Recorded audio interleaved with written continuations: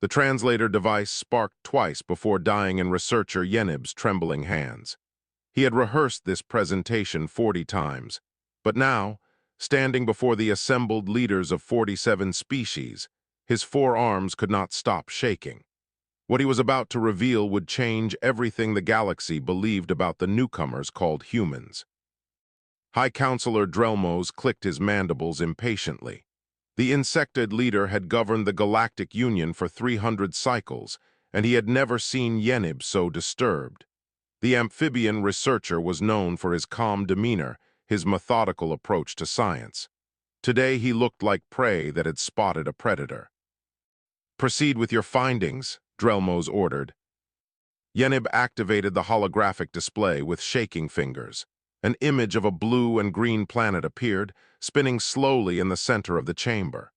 Earth, the homeworld of the species that had joined the galactic community just 3 years ago. "We have completed our analysis of the human homeworld," Yenib began, his voice barely above a whisper. "Earth is a Category 9 death world, the highest classification possible." Murmurs rippled through the assembly. Category 9 worlds were supposed to be uninhabitable. No intelligent species had ever evolved on one before. Their planet experiences extreme temperature variations, violent weather patterns, and geological instability, Yenib continued. "But that is not what concerns me. What concerns me is what humans evolved to become." The hologram shifted to show a human figure, forward-facing eyes, compact, efficient muscles, teeth designed for tearing flesh. "Humans are persistence predators," Yenib said. "They do not hunt like other species. They do not rely on speed or strength alone. They chase their prey for hours, sometimes days, until the target collapses from exhaustion. They literally run their food to death." The Drexy delegation, a species of small herbivores, began to sway. Several collapsed into unconscious heaps. Their aides rushed to assist them. They consume the flesh of other creatures and find pleasure in the hunt. Their bodies can heal from wounds that would kill most species. They produce a chemical called adrenaline that makes them faster, stronger, and immune to pain when they sense danger. Drelmos leaned forward. "You said this concerns you. What specifically troubles you, researcher?" Yenib's throat sacs inflated and deflated rapidly, a sign of extreme stress. "Among humans, there exists a subgroup. They call themselves Americans. They have taken hunting to a level that defies comprehension."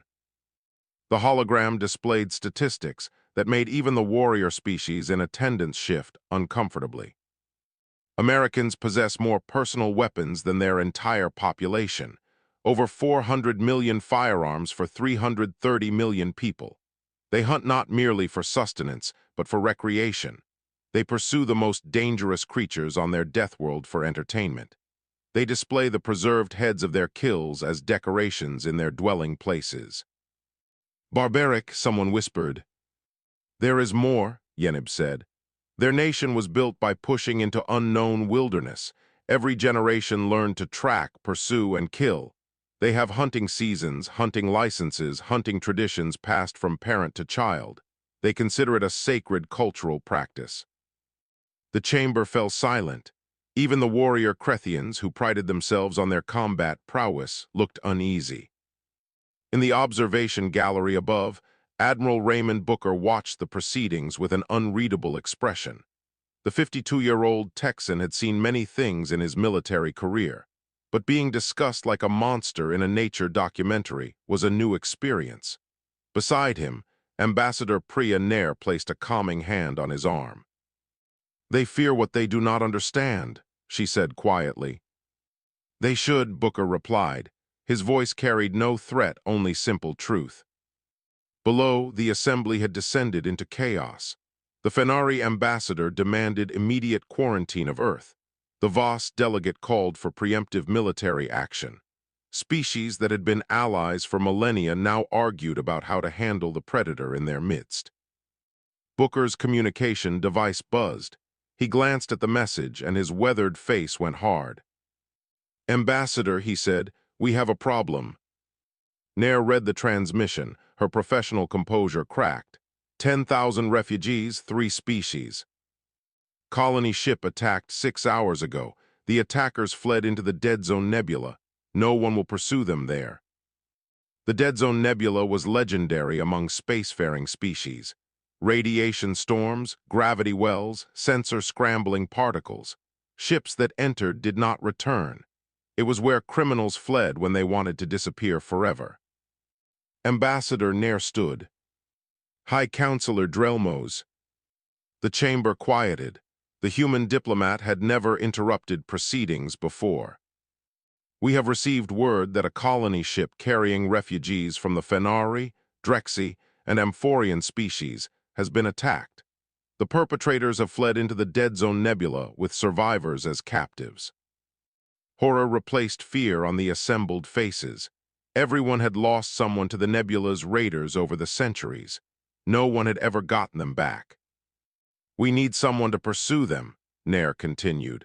Someone willing to enter the dead zone, someone capable of tracking prey through impossible conditions. 47 species looked at each other. None volunteered. The nebula was death. Then, slowly, every eye turned upward to the observation gallery, to the scarred American admiral who stood watching them with the patient stillness of a predator waiting for the perfect moment. Drelmos spoke carefully. Admiral Booker, would your people be willing to attempt a rescue? Booker smiled. It was not a comforting expression. High Counselor, Americans have been hunting in dangerous territory since before we had space travel. The dead zone is just another hunting ground. He turned and walked toward the exit. We leave in 3 hours. You might want to pray for those raiders. Where they ran, there is no hiding from us. The chamber watched him go in silence. They had wanted to discuss whether humans were too dangerous to trust. Now they would see exactly what American hunters could do. Some of them were not sure which outcome frightened them more. Researcher Yenib had never felt so small. The shuttle bay of the USS Relentless hummed with activity around him, but the amphibian scientist could only stare at the humans preparing for departure. They moved differently than any species he had studied. There was an economy to their movements, a casual confidence that spoke of creatures who had never known what it meant to be prey. First time in a hunting party, Doc. Yenib turned to find a lean human with sun-weathered skin grinning at him. The name patch on his uniform read, Pickett. I am an observer, Yenib managed. The Council wishes to document this mission. Gunnery Sergeant Dale Pickett, the human said, extending his hand. When Yenib hesitated, Pickett chuckled. It is a greeting. We do not bite unless provoked. Another human approached. A woman with dark hair pulled back tight. Her accent was different, slower, more melodic. Stop scaring the scientist, Dale. I am Chief Petty Officer Llewyn Briggs. She nodded at Yenib. Louisiana-born, I will be running pattern analysis on this hunt. Hunt, Yenib repeated. You call this a hunt? What else would it be? A third human joined them, pale-skinned with ice-blue eyes. Lieutenant Billy Frost, Alaska. When something takes what is yours, you track it down and you take it back. That is hunting. The ship shuddered as it detached from Station Harmony. Through the viewport, Yenib watched the Dead Zone Nebula growing larger, swirling purple and black clouds lit by occasional radiation flares. It looked like the mouth of some cosmic beast. Entering the Dead Zone in 15 minutes, the ship's speaker announced, Admiral Booker's voice, calm, unhurried. How can you be so relaxed? Yenib asked. That nebula has killed thousands. No ship has ever returned. Pickett leaned against a support strut.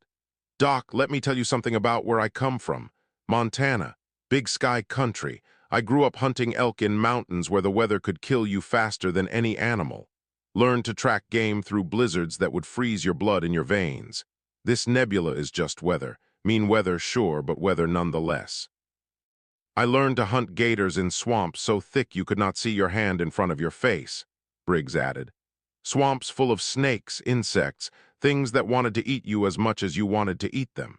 You learn to read the water, feel the currents, sense where your prey is going before it knows itself. Frost smiled.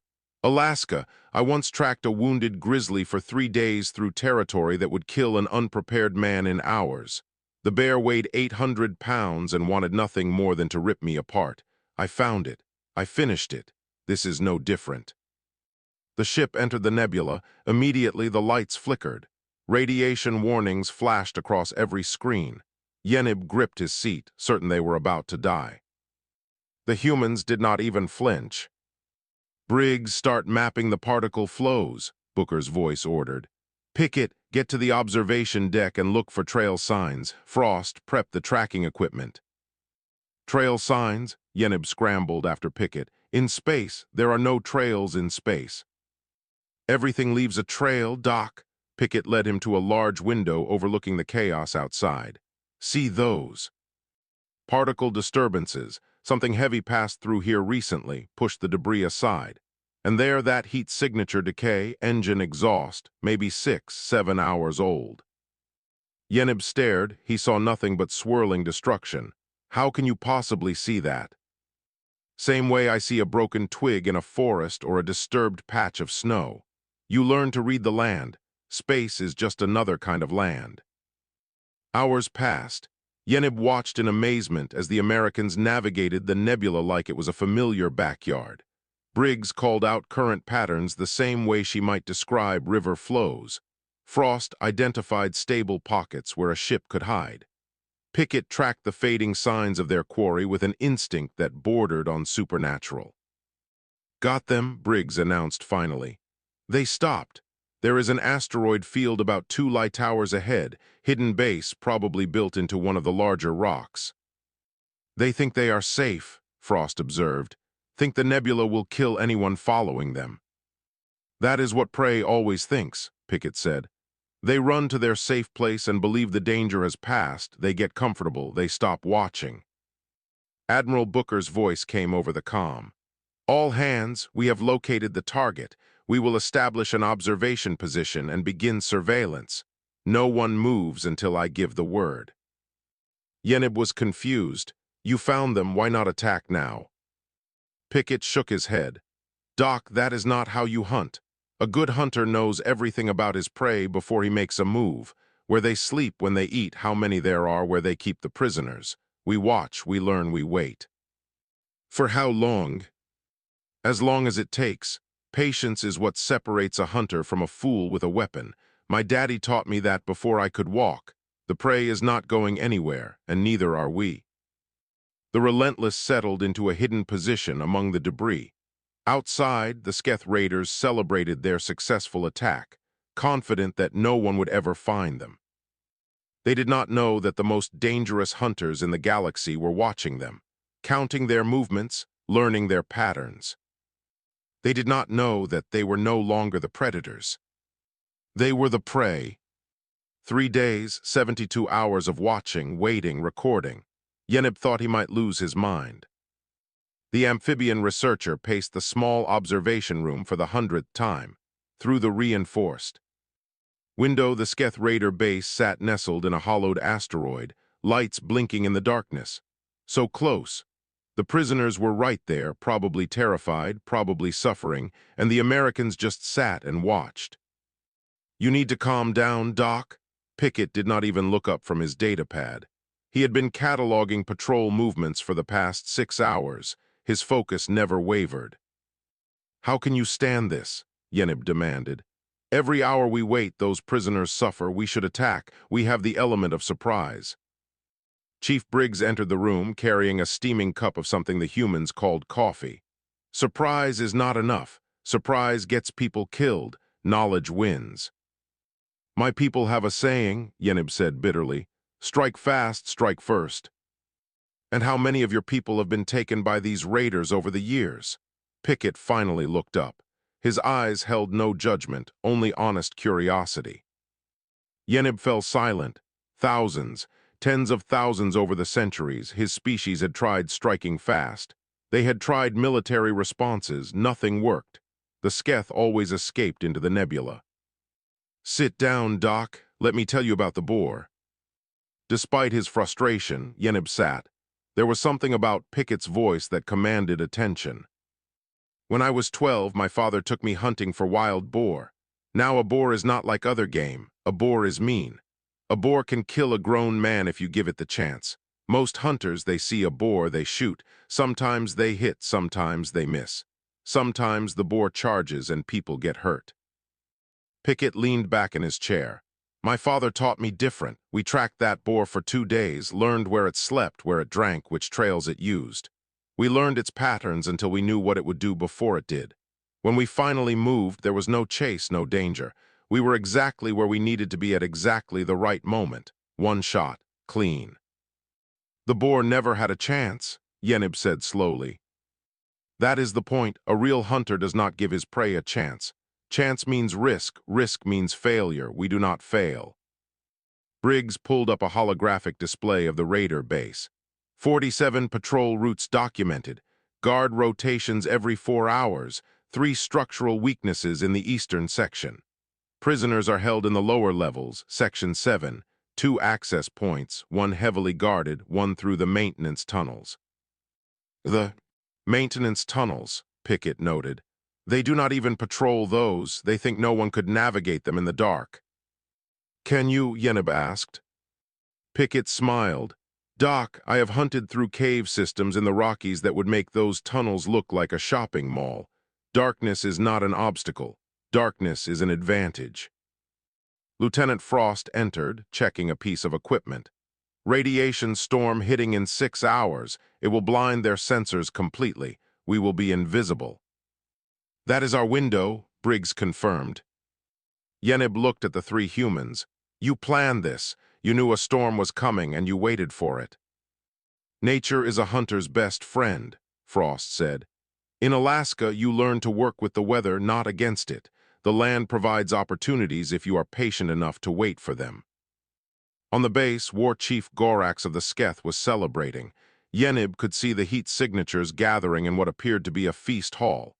The raiders were drinking, eating, confident in their safety. Why would they worry? No one had ever followed them into the dead zone. No one had ever found their base. They are getting comfortable, Pickett observed.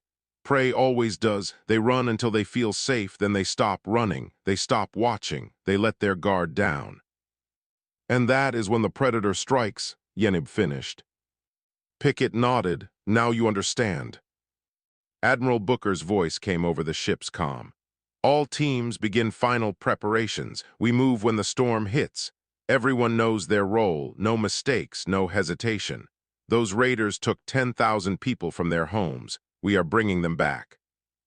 Yenib watched the Americans prepare, checking weapons, reviewing plans, moving with quiet efficiency. They did not boast or posture. They did not seem angry or excited.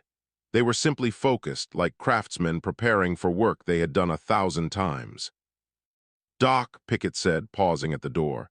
You asked why we can stand the waiting. It is because we know what comes next. We know how this ends. Those raiders think they are safe. They think they got away with it. In 6 hours, they are going to learn something that every prey species learns eventually. What is that? Pickett's smile held no warmth. There is nowhere in the galaxy you can hide from an American hunter. We will follow you to the edge of the universe. We will wait as long as it takes, and when we finally come for you, you will never even see us coming. He left. Yenib remained at the window, watching the unsuspecting base. For the first time since this mission began, he almost felt sorry for the Sketh. Almost. Then he remembered the 10,000 prisoners below, and his sympathy vanished like morning mist. Let the hunters hunt. War Chief Gorax of the Sketh had not felt fear in 40 years. He had conquered 12 star systems, captured more slaves than he could count, and built an empire of terror in the darkest corners of the galaxy. Tonight, drinking victory wine in his fortress, surrounded by his most loyal warriors, he should have felt invincible. Instead, something cold had settled in his chest, a feeling he could not name. Another toast, one of his captains bellowed. To the great war chief, may his enemies always be slow and his prey always be plentiful. Gorax raised his cup but did not drink. Through the thick walls of his base, the radiation storm howled. Sensors were useless. Communications were down. They were blind and deaf to the universe. It did not matter. No one would come. No one ever came. 3 levels below, in the maintenance tunnels that the Sketh had deemed too dark and narrow to guard, Gunnery Sergeant Dale Pickett moved like a ghost. Behind him, Alpha Team followed in perfect silence. They had trained for this in cave systems back on Earth, crawling through spaces where a single sound could bring down a rock slide. This was easier. Alpha Team in position, Pickett breathed into his comm. The words were barely audible. Bravo Team approaching Communications Center. That was Chief Briggs.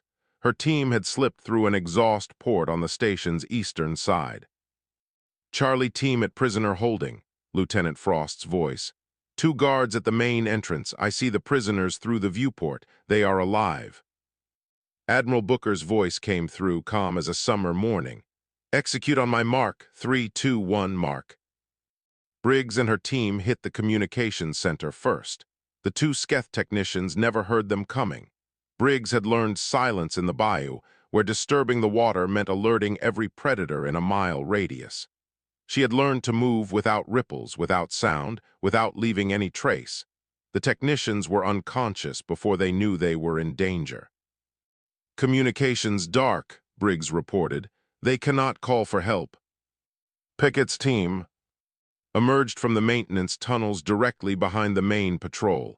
6 Sketh warriors, armed and armored, completely unaware that death had crept up behind them. Pickett gave the signal. 6 silent takedowns, 6 bodies lowered gently to the floor. Corridor 7 clear. Frost reached the prisoner holding area. Through the reinforced glass, he could see them. 10,000 beings from 3 different species, huddled together in fear. Children clung to parents. Elderly comforted the young. They had been taken from their homes, dragged across the galaxy, and now they waited to be sold like animals. Frost felt something hot and sharp in his chest. Not anger, something colder, more focused. The same feeling he had when he found that wounded grizzly in Alaska, the one that had killed a hiker. Some things needed to be put down. The 2 guards at the door turned at a small sound. They found themselves facing a human who seemed to have materialized from shadows. Their weapons came up. They were too slow. Prisoner area secure, Frost reported. Beginning evacuation. The prisoners stared at him with wide eyes. A small amphibian child, separated from her parents in the chaos of the original attack, cowered in the corner. Frost knelt down, making himself smaller, less threatening. He had dealt with scared animals before. You moved slowly, you spoke softly, you earned trust. It is okay, he said gently. I am here to take you home. 4 levels above, Gorax finally understood the cold feeling in his chest. An alarm began to wail. Not the external sensors, but the internal security system. Something was inside his base. Reports, he roared. Communications are down. We cannot reach anyone. Patrols are not responding. Something is in the corridors. Gorax grabbed his weapon and stormed toward the command center. His elite guard formed around him. They were the best warriors the Sketh had ever produced. They had never lost a battle. The command center was empty. Consoles sparked. Screens showed nothing but static. On the floor, his communications officers lay unconscious. No wounds, no blood, just silence. What is doing this? One of his guards whispered. Gorax did not answer.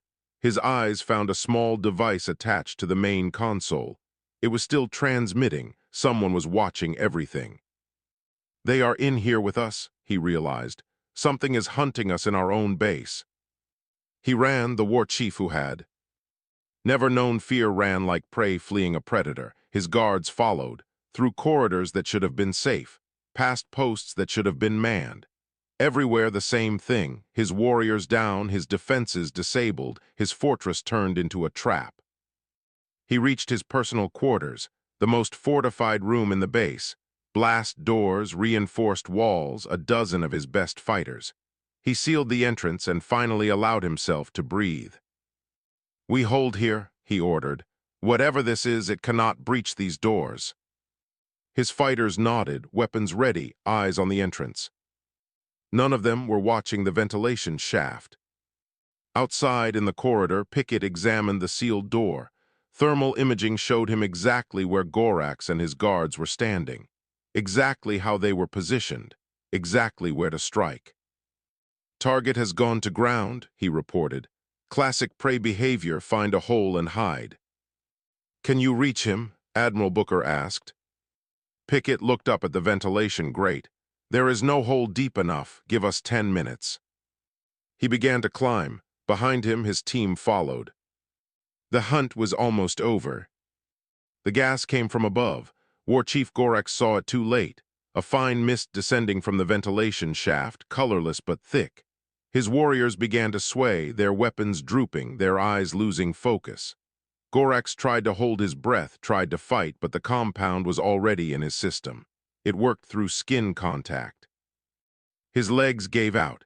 He collapsed against the wall, watching helplessly as the blast doors he trusted slid open from inside. Someone had overridden the controls. Gunnery Sergeant Dale Pickett dropped from the ventilation shaft. He landed silently, weapon lowered, in no hurry at all. Behind him, the rest of Alpha Team filed through the door. They moved among the paralyzed Sketh like farmers walking through a field of wheat. "The gas is not lethal," Pickett said conversationally, crouching beside Gorax. "Just something our scientists cooked up, works on most carbon-based life forms. Humans are immune. Deathworld biology has its advantages." Gorax tried to speak. His tongue felt like lead. "You want to know how we did it?" Pickett seemed to read his mind. 3 days, we watched you for 3 days, learned every patrol route, every guard rotation, every weakness in your defenses. We knew this base better than you did by the time we moved." Admiral Booker entered the room. The older American surveyed the scene with cold eyes. He pulled out a datapad and scrolled through the information.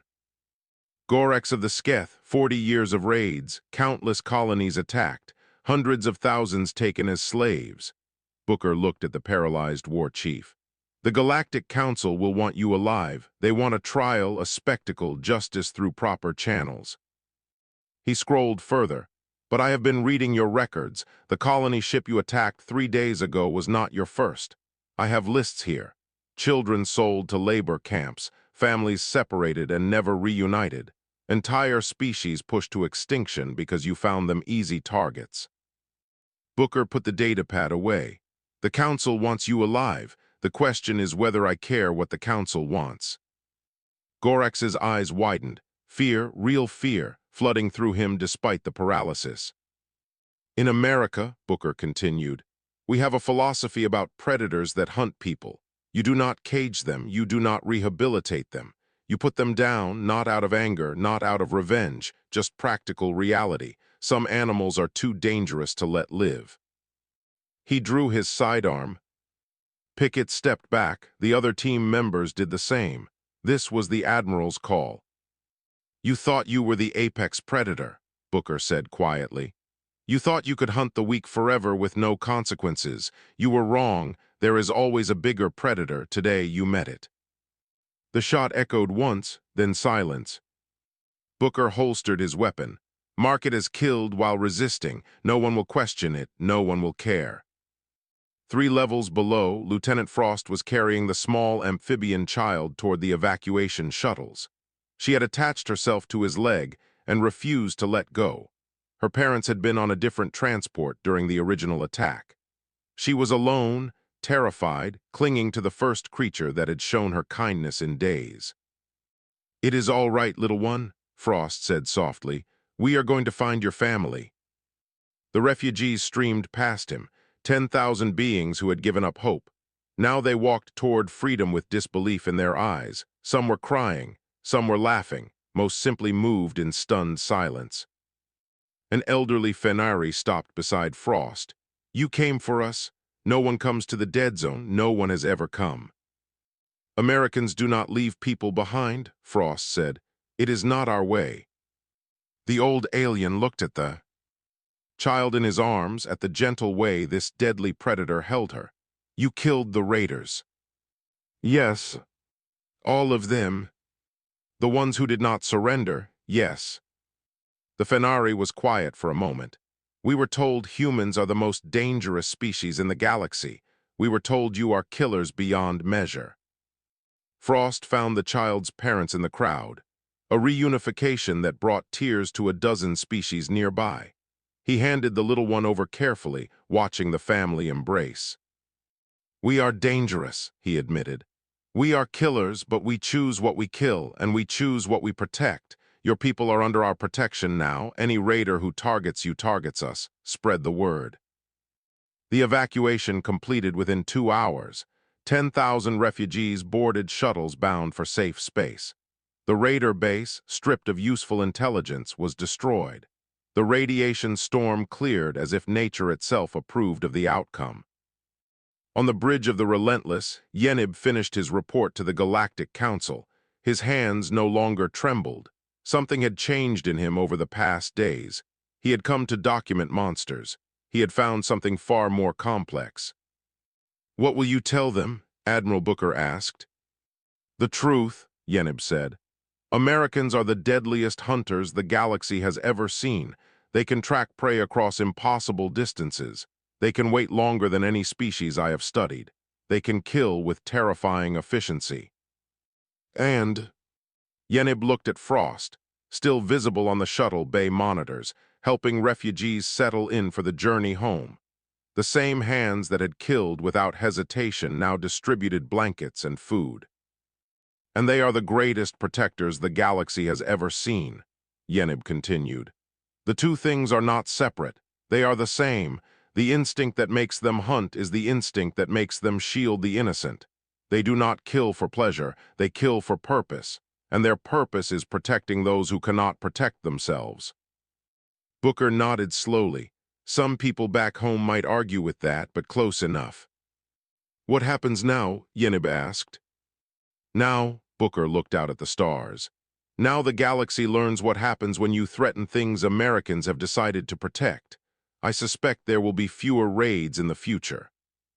He was right.